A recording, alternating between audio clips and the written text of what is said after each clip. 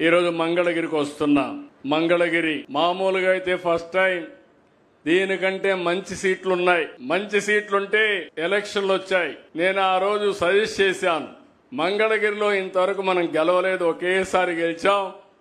ఎందుకంటే పార్టీని నడిపించింది నేనే కాబట్టి 40 సంవత్సరాల సుదీర్ఘ రాజకీయ చరిత్రలో మొట్టమొదటిసారిగా కోటేశ్వరరావు ఎంఎస్ఎస్ కోటేశ్వరరావు ఉంటే అప్పట్లో గెలిచాం.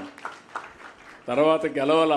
ఒకసారి సిపిఎంకి ఇచ్చాం, ఒకసారి బీజేపీకి ఇచ్చాం. కానీ ఇవన్నీ చూసిన తర్వాత మనం గెలవలేదు, మన కార్యకర్తలు హుషారుగా లేరు కాబట్టి లాస్ట్ మూమెంట్ పోతున్నారు కాబట్టి ఆలోచించమని నేనైతే సజెస్ట్ చేశాను.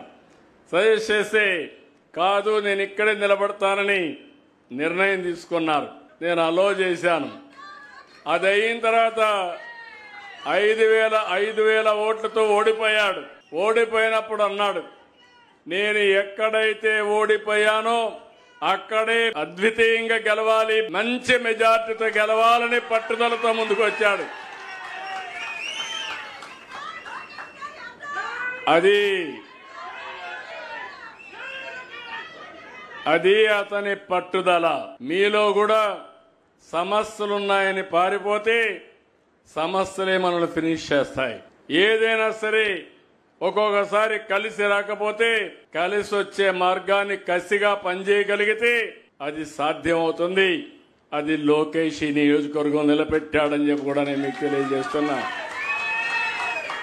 అక్కడి నుంచి మీరు చూశారు, 5,000 మెజారిటీతో ఓడిపోయిన కాన్స్టిట్యున్సీ 91,000 మెజారిటీతో గెలవడం అనేది ఒక చరిత్ర.